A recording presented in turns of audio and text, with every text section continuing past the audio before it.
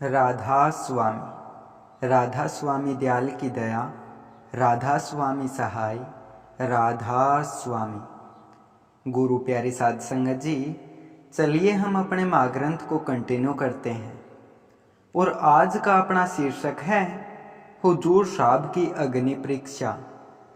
प्यारी साध संगत जी, इस भौतिकवादी दुनिया में शिक्षा संस्थान जैसे कि स्कूल, कॉलेज और विश्वविद्यालय अपने छात्रों की प्रगति का मूल्यांकन करने के लिए परीक्षाओं के माध्यम से उनका आंकलन करते हैं। यह परीक्षा की अवधारणा केवल शैक्षिक क्षेत्र तक सीमित नहीं है, बल्कि यह संत मत की आध्यात्मिक परंपरा में भी गहराई से निहित है। कई सदियों से चलती आ रही इस परंपरा में गुरु शिष्य के विकास का निरंतर मूल्यांकन करते हैं। उन्हें विभिन्न जीवन की चुनौतियों, दबावों और परिस्थितियों का सामना करवाकर उनकी आध्यात्मिक वृद्धि का आकलन करने का प्रयास करते हैं। यह परीक्षा प्रक्रिया उत्तराधिकारी का चयन करते वक्त तो और भी अधिक कठोर और सघन हो जाती है। शिष्य को बेहद कठिन परीक्षणों का सामना करना पड़ता है, जिनका उद्देश्य उनकी भक्ति, आज्ञाकारिता और आध्यात्मिक परिपक्वता का मूल्यांकन करना होता है। ऐसे परीक्षणों के ऐतिहासिक उदाहरणों में गुरु नानक जी द्वारा उनके उत्तराधिकारी लैना जी से एक शव खाने का अनुरोध करना, कबीर साहिब जी द्वारा धर्मदास जी की परीक्षा और शाह इनायत द्वारा बुल्ले शाह के सामने रखी गई वियोग की परीक्षा आदि तक शामिल है।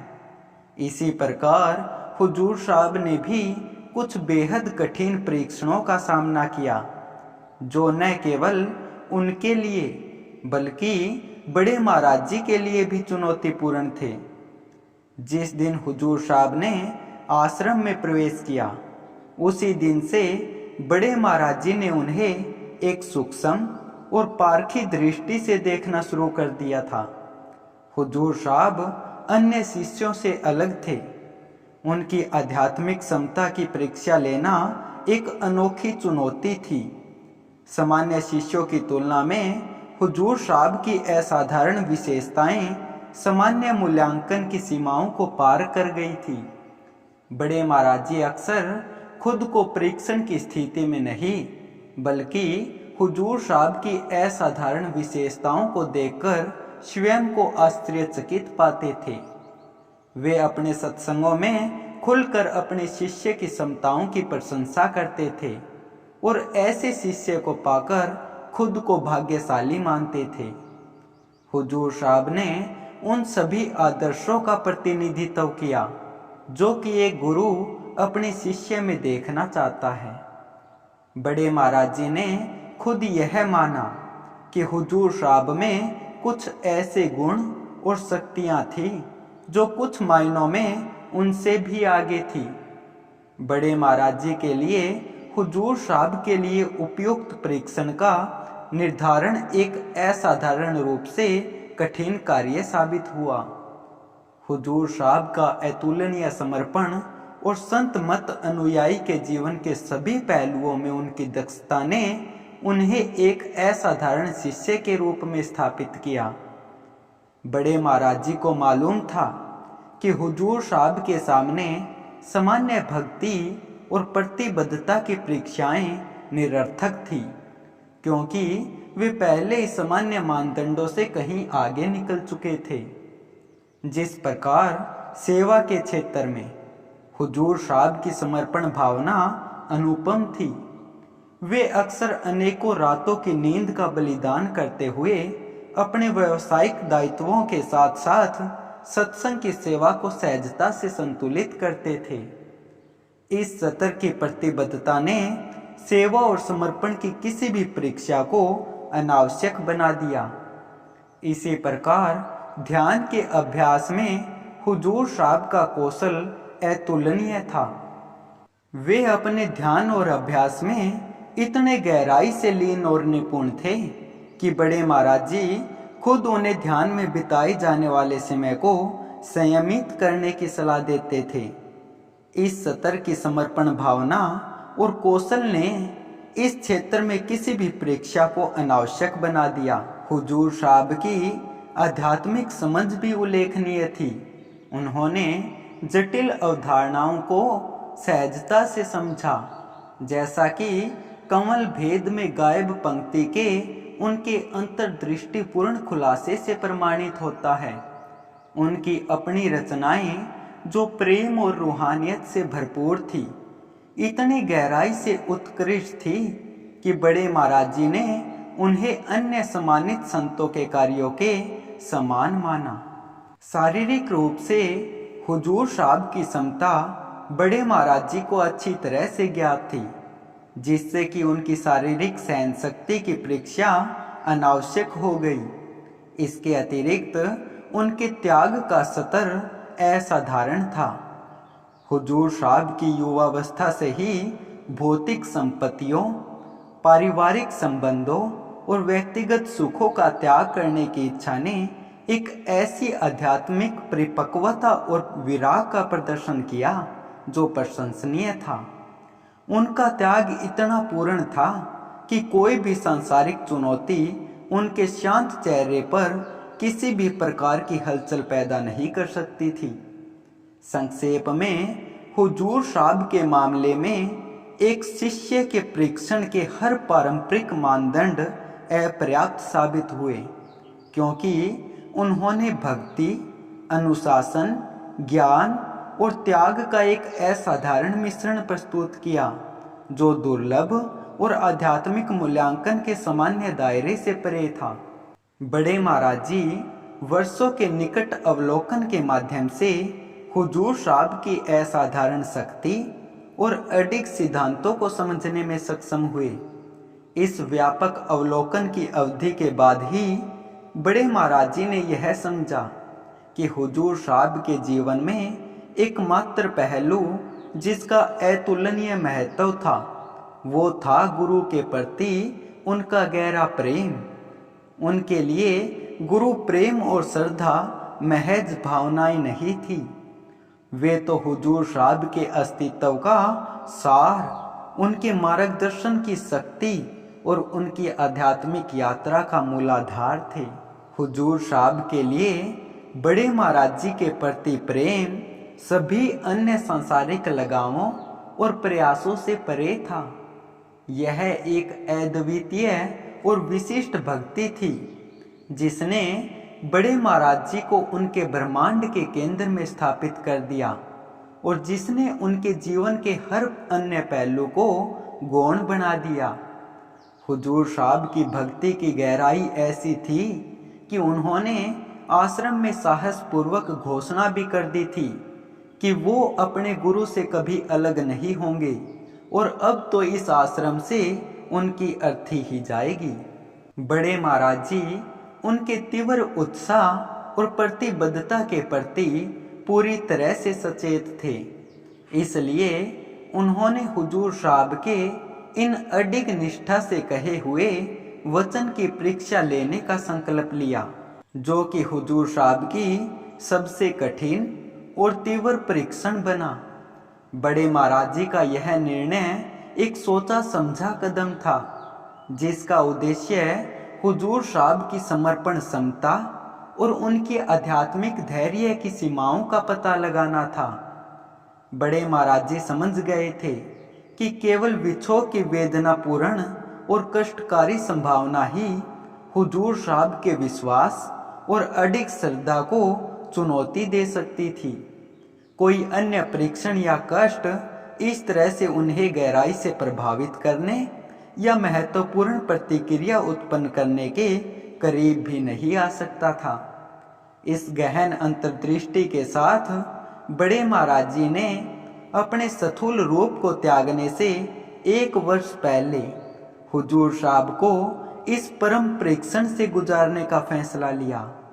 उन्होंने हुजूर साहब को सबसे तीव्र और दुख दियातना वियोग के दुख में डुबोने का निर्णय लिया। समझ तबरेज की उस प्रसिद्ध कविता के शब्दों की तरह, जो कहते हैं, मैं जिसे भी प्यार करता हूँ उस पर जुल्म ढाता हूँ, अगर वह उसे मंजूर कर लेता है तो मैं खुद को उसकी गोद में डाल देता हूँ। इसी परिवर्तनात्मक छवि की तरह हुजूर साहब को बड़े महाराज जी द्वारा एक भट्टी की सबसे तेज आग के समान परीक्षण में झोंका गया। बड़े महाराज जी की अंतिम यात्रा से ठीक 1 वर्ष पहले 1995 के मध्य में हुजूर साहब ने बड़े महाराज जी के पास जाकर अपने परिवार को स्थायी रूप से कनाडा ले जाने के लिए उनका आशीर्वाद मांगा। उनके बड़े सुपुत्र भाई राजेश जी ने कनाडा में अपनी पढ़ाई पूरी कर ली थी और वे परिवार की जिम्मेदारियां संभालने के लिए तैयार थे। हुजूर साहब ने अपने छोटे सुपुत्र भाई नरेश जी, जो 10वीं कक्षा के छात्र थे, को उनकी माताजी के साथ भेजने की योजना बनाई थी। इस निर्णय के तहत नरेश जी कनाडा में जाकर अपनी उच्च विद्यालय और भविष्य में कॉलेज की शिक्षा पूरी करते और माताजी दोनों बच्चों की देखभाल करती।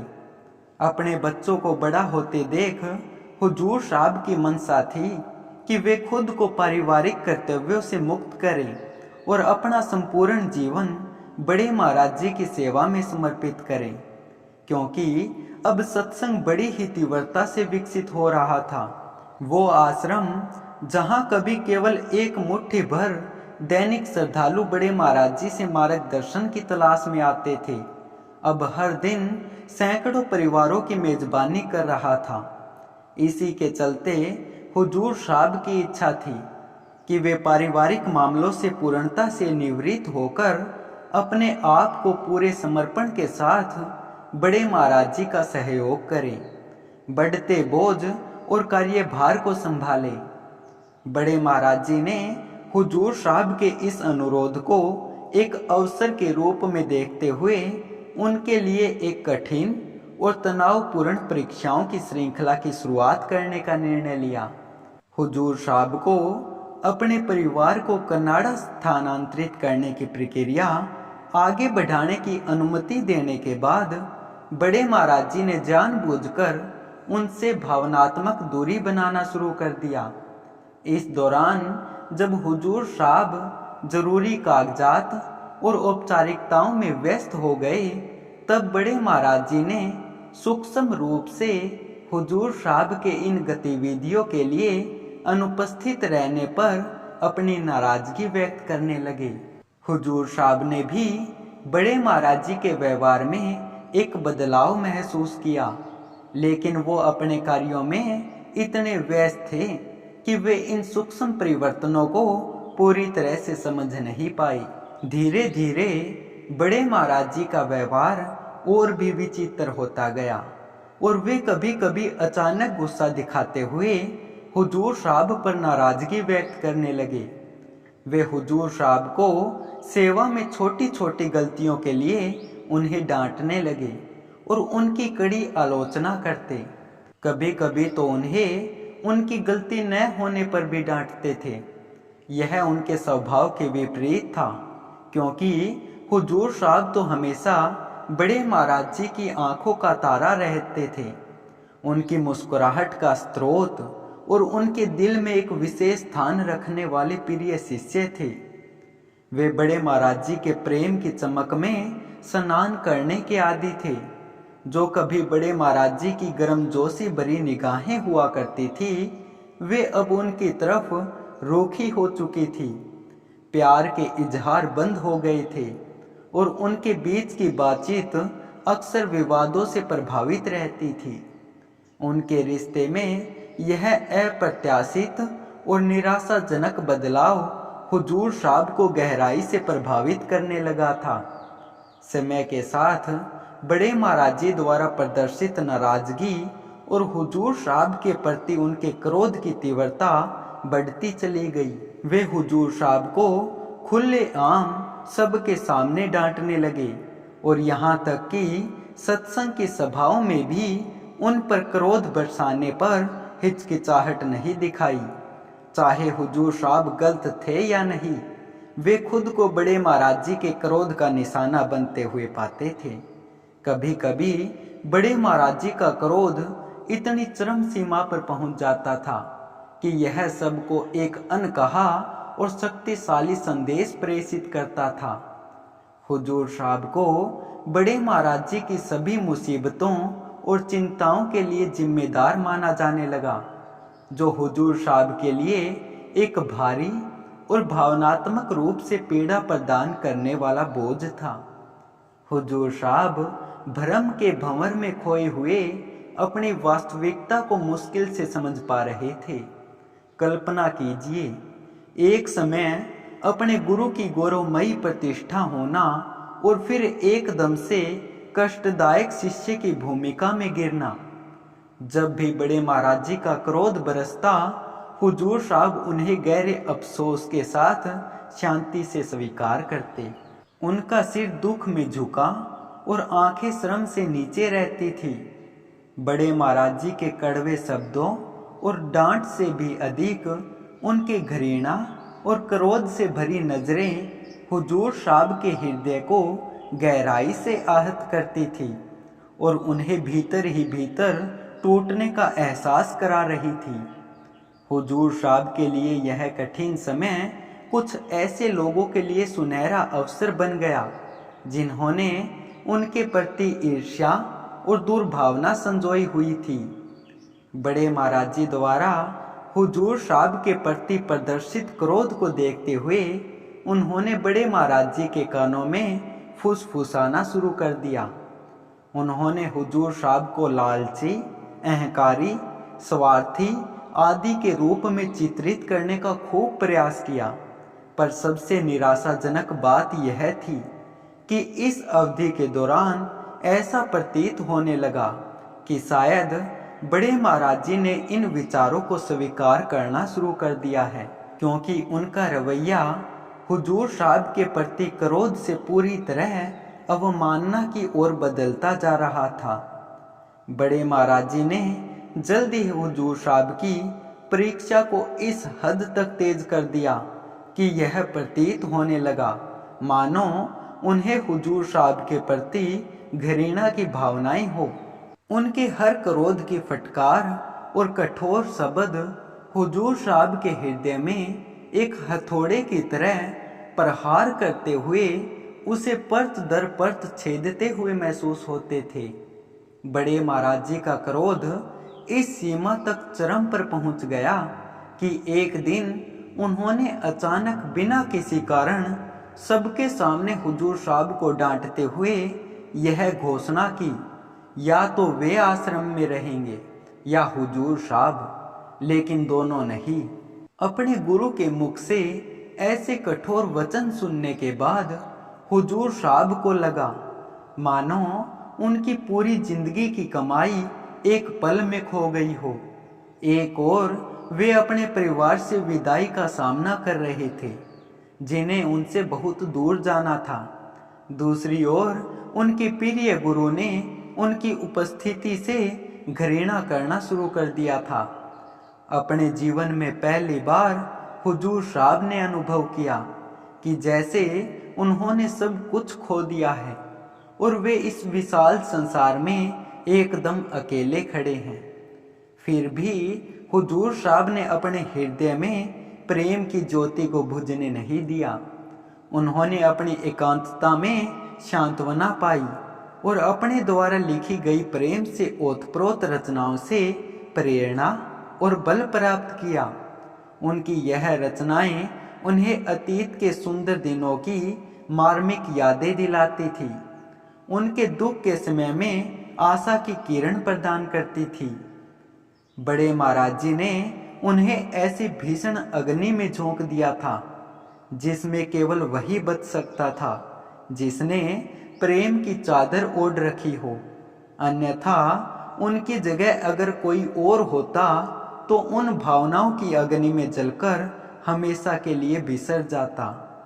कुछ समय बाद हुजूर साहब के सभी आधिकारिक औपचारिकताएं और कागजात पूरे हो गए और उनकी टिकट की बुकिंग का समय आ गया।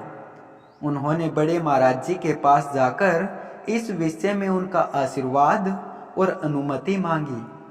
हुजूर साहब ने बड़े महाराज जी को सूचित किया कि वे कनाडा के लिए सभी के लिए टिकट व्यवस्थित कर रहे हैं।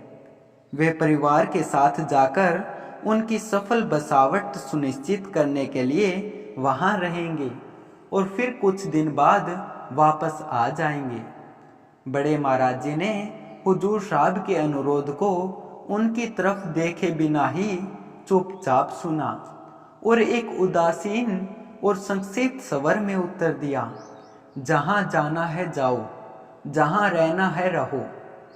हुजूर साहब के जीवन के इतने महत्वपूर्ण निर्णय पर बड़े महाराज जी की इतनी उदासीन प्रतिक्रिया तुरंत ही उनकी आंखों में आंसू ले आई। उनकी आंखें भर आई, मन सुन्न हो गया और उनका कंठ एक और लफ्ज बोलने की शक्ति खो बैठा। बड़े महाराज जी के इस रूखे व्यवहार ने हुजूर साहब को यह दुखदाई एहसास दिलाया कि उनकी उपस्थिति अब बड़े महाराज जी के लिए कोई मायने नहीं रखती थी। हृदय विदीर्ण हुजूर साहब ने आश्रम से जाने की शक्ति जुटाई। वे घर की ओर चल दिए। शोक से भारी उनके कदम और उनकी आंखों से बहते अनवरत आंसू एक धारा का निर्माण कर रहे थे, जो उनके घर पहुंचने तक लगातार बहती रही।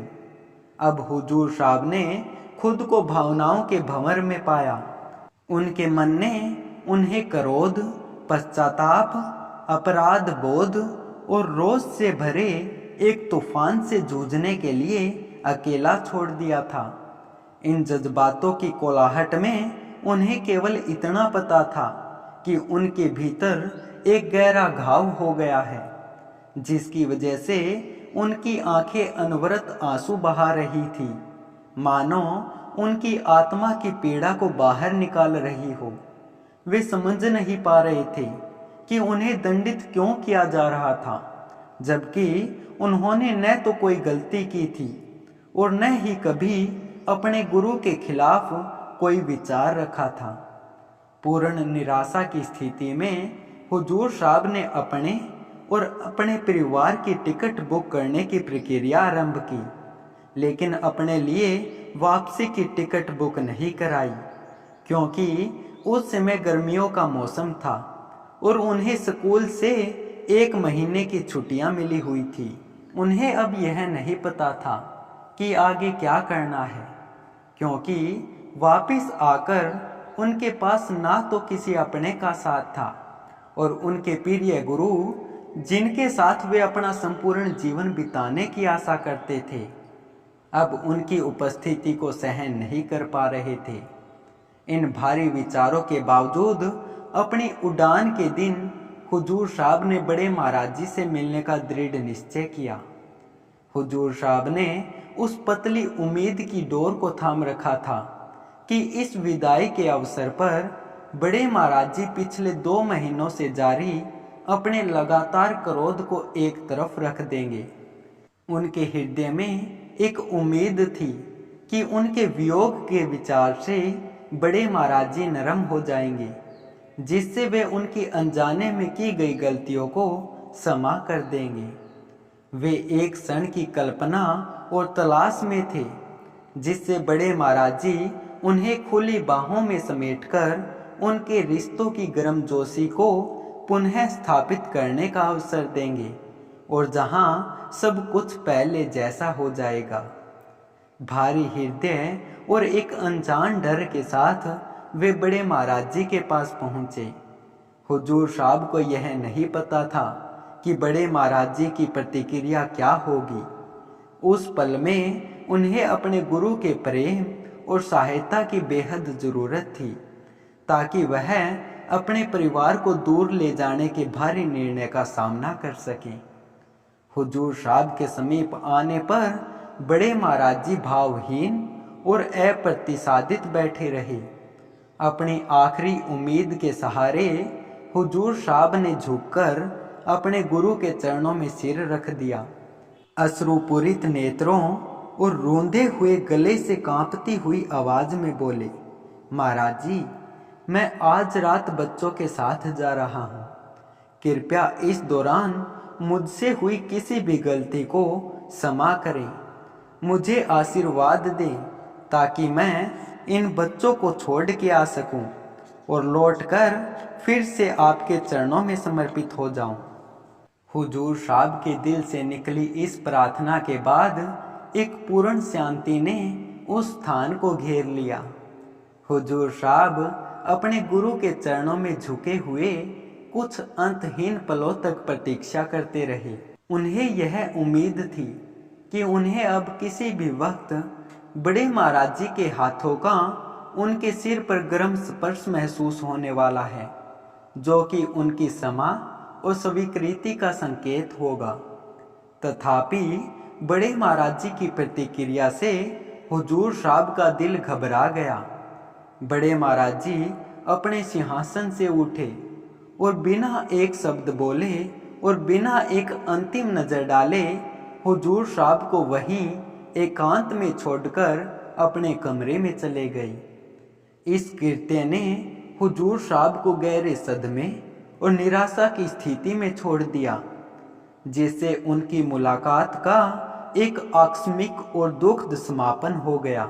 जैसे ही बड़े महाराज जी ने उस महत्वपूर्ण क्षण में उन्हें अकेला छोड़ दिया, हुजूर साहब को ऐसा लगा जैसे उनके भीतर बिजली आ गिरी हो, जिससे उनका दिल दो हिस्सों में बंट गया हो।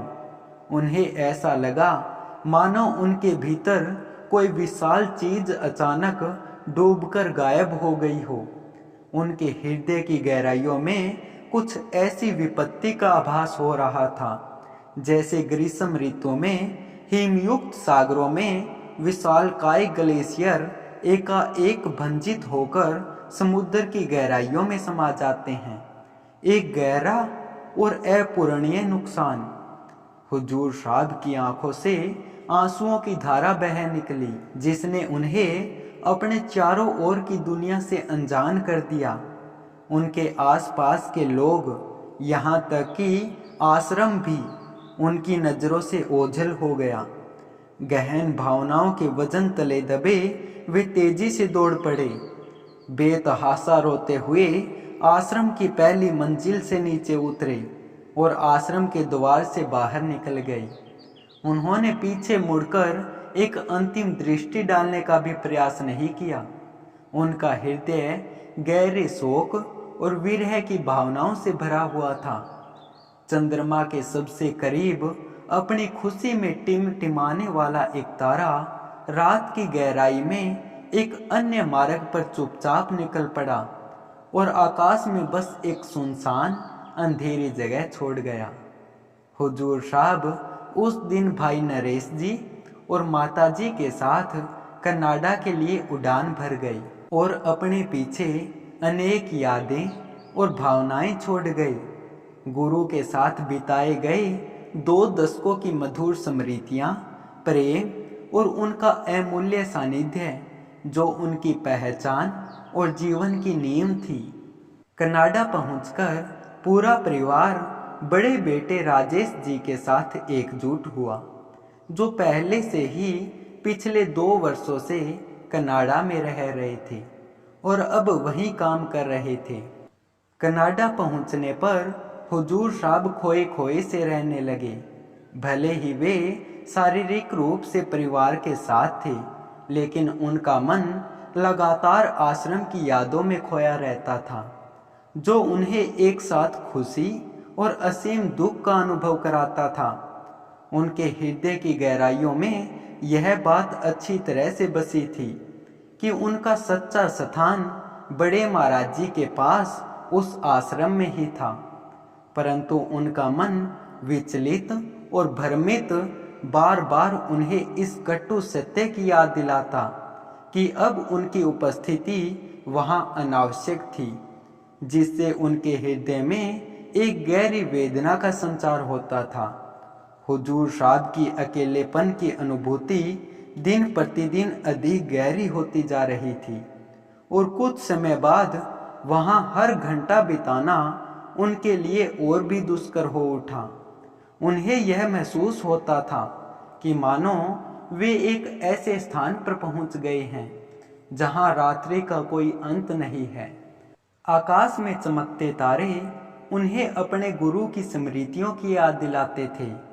ये तारे दूर और अस्पृश्य थे, लेकिन फिर भी वे उस प्रकाश का संकेत देते थे जो अब उन्होंने खो दिया था। इस दौरान 7 समुद्र पार आश्रम का माहौल भी एक महत्वपूर्ण बदलाव के दौर से गुजर रहा था। जो लोग हुजूर साहब को एक चुनौती या प्रतिस्पर्धी मानते थे, वे उनके विदेश जाने पर आनंदित हुए। उन्होंने इसे अपनी जीत माना और बड़े महाराज जी के हुजूर साहब के प्रति स्पष्ट असंतोष से उन्हें और अधिक बल मिला। तथापि यह प्रसन्नता क्षणभंगुर साबित हुई। हुजूर साहब के आश्रम से जाने के कुछ ही समय बाद उन्होंने बड़े महाराज जी के व्यवहार में एक अप्रत्याशित परिवर्तन देखा। बड़े महाराज जी, जिन्होंने पिछले 2 महीनों से हुजूर साहब के प्रति कठोर आलोचक और एक अस्वीकार्य गुरु का रूप धारण किया था, अचानक एक मातृत्वपूर्ण छवि में परिवर्तित हो गई, जैसे कोई माँ अपने नवजात शिशु से बिछुड़ गई हो। शाम होते होते आश्रम के प्रत्येक निवासी को यह अनुभव हो गया कि बड़े महाराज जी ने जानबूझकर हुजूर साहब को भावनात्मक रूप से चुनौती देने हेतु कठोर अनुशासक की भूमिका अपनाई थी। वे अपने स्वाभाविक रूप में लौट आए थे और हुजूर साहब से एक पल की भी विरह सहन नहीं कर पा रहे थे। वे अपने प्रिय शिष्य की याद में पहले की भांति व्याकुल हो उठते और हुजूर साहब के कमरे के बाहर चिंतित भाव से टहलते रहते थे। उनकी उत्कंठा अब पूर्व से कहीं अधिक तीव्र हो गई थी। आश्रम के निवासी इस बात को समझ नहीं पा रहे थे कि बड़े महाराज जी ने हुजूर साहब को इतनी कठिनाइयों में क्यों रखा था, परंतु बड़े महाराज जी के व्यवहार से यह साफ था कि हुजूर साहब जितना अपने गुरु को याद करते थे, उससे कहीं अधिक उन्हें बड़े महाराज जी याद कर रहे थे। बड़े महाराज जी का अचानक परिवर्तन अत्यंत मार्मिक था। आश्रम के प्रति उनकी रुचि लगभग समाप्त हो गई थी और उनकी नम आंखों में हुजूर साहब के नाम की पुकार थी। वे हमेशा अब अपने प्रिय गुरुमुख के दर्शन की लालसा से भरी रहने लगी। वे एक गहन वैराग्य की स्थिति में चले गए थे, जहां उन्हें न तो भोजन करने की इच्छा थी और न ही अपने नियमित दैनिक क्रियाकलापों में भाग लेने का मन था। उन्हें अक्सर या तो अपने कमरे के बंद द्वारों के पीछे या हुजूर साहब के कमरे के बाहर उद्देश्यहीनता से टहलते हुए पाया जाता था। जैसे जैसे दिन बीतते गए, बड़े महाराज जी की अरुचि की स्थिति और भी गहरी होती गई। उनके व्यवहार में दर्द और वियोग की छाया स्पष्ट थी। हुजूर साहब के पास कम से कम अपने गुरु के प्रति अपनी तड़प का एक कारण था, परंतु बड़े महाराज जी ने स्वयं अपने हृदय के सबसे प्यारे टुकड़े को अपने आप से दूर कर दिया था। बड़े महाराज जी द्वारा हुजूर साहब की इस कठोर परीक्षा लेने के पीछे का सही कारण आज भी एक गहरा रहस्य बना हुआ है, जिसे कोई नहीं जानता, यहाँ तक कि हुजूर साहब खुद भी नहीं। फिर भी पीछे मुड़कर देखा जाए तो बड़े महाराज जी के हुजूर साहब की अनुपस्थिति के समय के व्यवहार पर मनन करने से यह आभास होता है कि उनका दोहरा उद्देश्य रहा होगा। सबसे पहले वे यह सुनिश्चित करना चाहते थे कि क्या हुजूर साहब में वह अटल संकल्प और आंतरिक शक्ति है जिसे वे बड़े महाराज जी द्वारा पिछले 19 वर्षों में उनके लिए सोचे गए महत्वपूर्ण भूमिका और जीवन के चरण में स्वेच्छा से प्रवेश कर सके। दूसरा, उनका उद्देश्य था कि हुजूर साहब अपने नियत पथ को स्वयं पहचाने और उसे अपनाएं। यह परीक्षा हुजूर साहब के संकल्प को परखने और निर्माण करने की एक कसौटी थी, जो अंततः उन्हें आगे आने वाली महत्वपूर्ण भूमिका के लिए तैयार कर रही थी। बड़े महाराज जी के लिए उनके सबसे अनुपम रतन, गर्व के स्रोत और उनके मुकुट की शोभा हुजूर साहब थे। बड़े महाराज जी को यह पूरा विश्वास था कि उनकी विरासत का सच्चा वारिस हुजूर साहब ही हैं। उनका हुजूर साहब के प्रति प्रेम अपार था। वे यह भी अच्छी तरह से समझते थे कि जिस प्रतिष्ठित स्थान पे वे प्रतिदिन आसीन होते थे, उस स्थान पर बैठने के लिए किसी भी व्यक्ति को कितने अनगिनत त्याग और कठिन परीक्षाओं का सामना करना पड़ता है। उन्हें पूर्ण विश्वास था कि हुजूर साहब न केवल इस भूमिका को निभाने में सक्षम थे, बल्कि वे इसमें अत्यंत उत्कृष्ट भी थे। परंतु प्रेम से प्रेरित होकर वे हुजूर साहब पर इस विशाल जिम्मेदारी को थोपना नहीं चाहते थे। ठीक उसी तरह जैसे एक पिता अपने बच्चे पर भारी अपेक्षाओं का बोझ डालने में हिचकिचाता है। बड़े महाराज जी की मंशा थी कि यदि हुजूर साहब की खुशियाँ उनके परिवार और प्रियजनों के साथ जुड़ी हो तो उनकी कोई भी इच्छा अपूर्ण न रही। हुजूर साहब को उनके जीवन के मार्ग का निर्णय स्वयं करने का उचित अवसर देने के लिए जब हुजूर साहब ने अपने परिवार को दूर देश में बसाने का निर्णय लिया तो बड़े महाराज जी ने उनसे दूरी बना ली।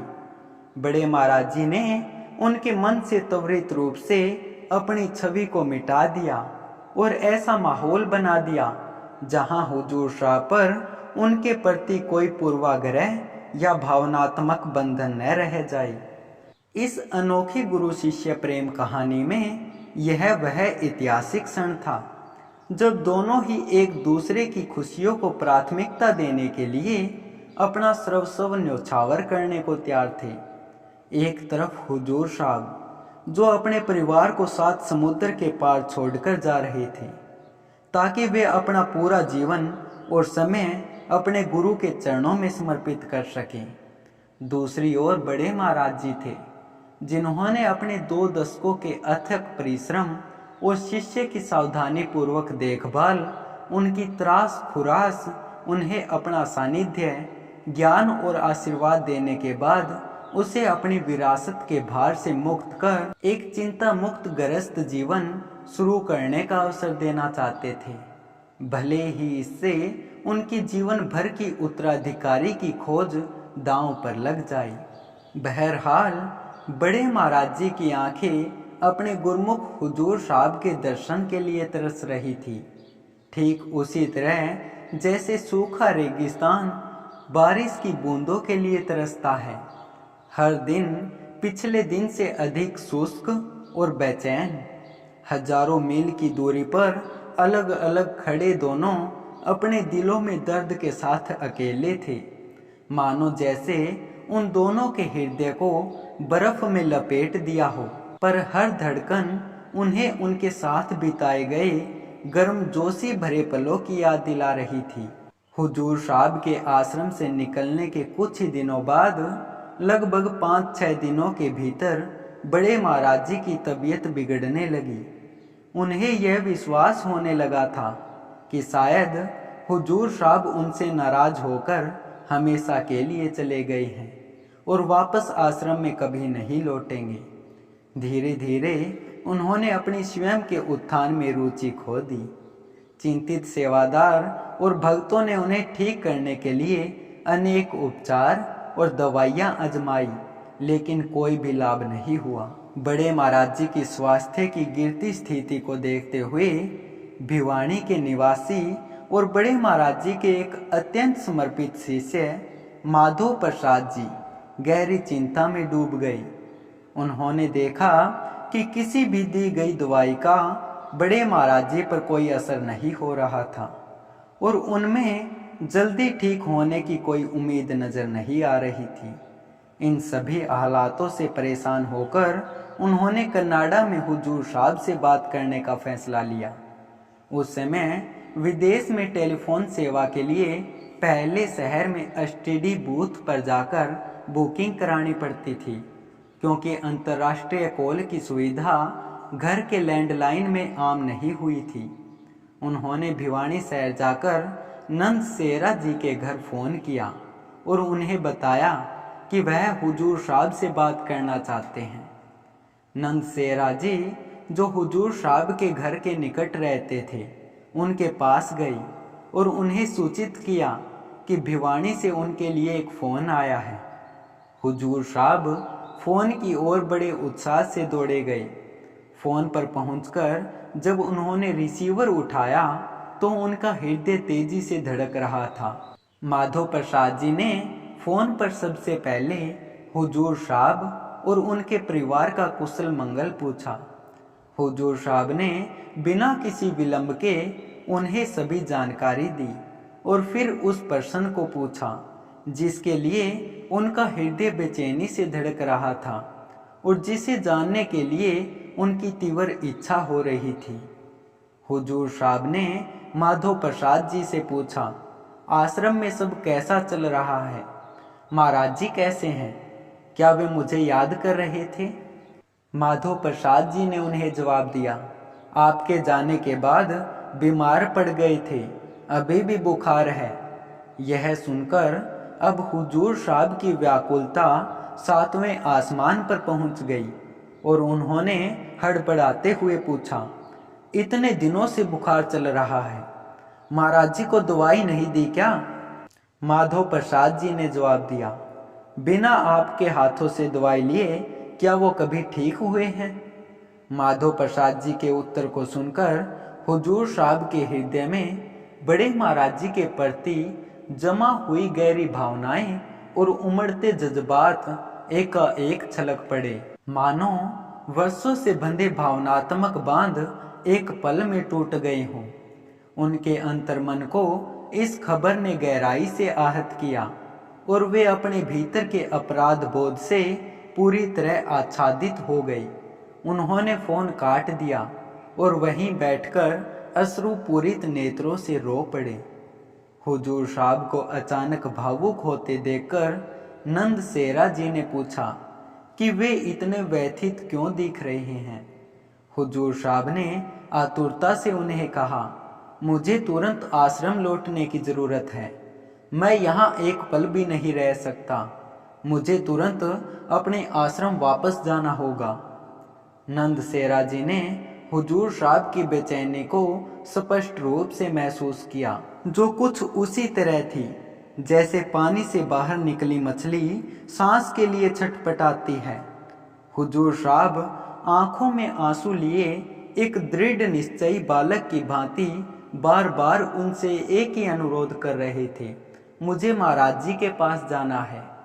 नंद सेरा जी ने हुजूर साहब को शांत करने का प्रयास किया और उनसे पूरी बात जानने की कोशिश की। हुजूर साहब की चिंता सुनकर उन्होंने हुजूर साहब से शांत और विवेकपूर्ण तरीके से बात की और उन्हें आश्वस्त किया कि उनकी बेचैनी अनावश्यक है। उन्होंने समझाया कि गर्मी के मौसम के कारण बड़े महाराज जी को ठीक होने में अधिक समय लग रहा है। बड़े महाराज जी ने हाल ही में दवा लेना शुरू किया है और कुछ समय बाद वे ठीक हो जाएंगे। नंद सेरा जी ने यह भी जोर दिया कि जब तक हुजूर साहब भारत पहुंचेंगे तब तक महाराज जी संभवतः ठीक हो चुके होंगे। इसलिए उन्होंने उनसे अनुरोध किया कि वे अपनी जिद छोड़ दें और अपने परिवार के साथ कुछ समय बिताएं। हुजूर साहब पर किसी भी तरह का कोई असर नहीं हुआ। उन्होंने नंद सेरा जी से बड़ी मासूमियत और दिल से एक निवेदन किया। उन्होंने तुरंत भारत लौटने के लिए उनकी वापसी का टिकट व्यवस्थित करने का अनुरोध किया।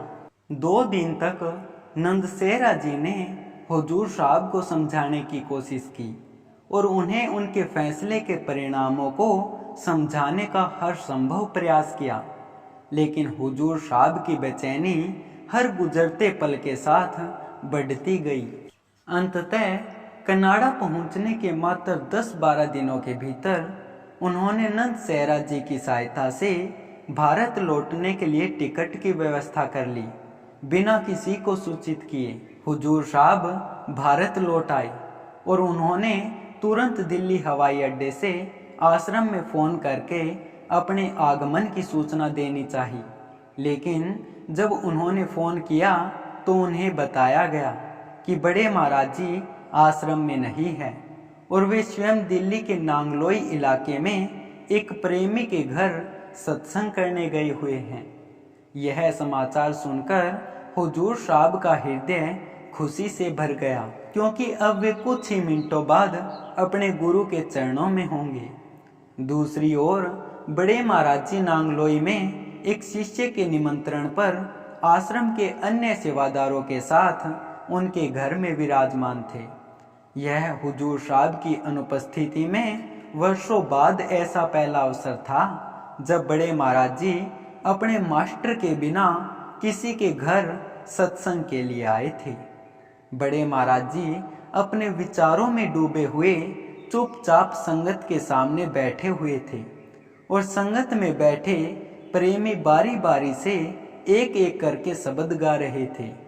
बड़े महाराज जी आमतौर पर अपने मास्टर द्वारा गाए गए शब्दों पर सत्संग किया करते थे और उनकी अनुपस्थिति में संगत में यह होड़ लग गई कि कौन ऐसी अनूठी और रूहानी बाणी गाकर सुनाए जिससे बड़े महाराज जी प्रभावित होकर सत्संग करें।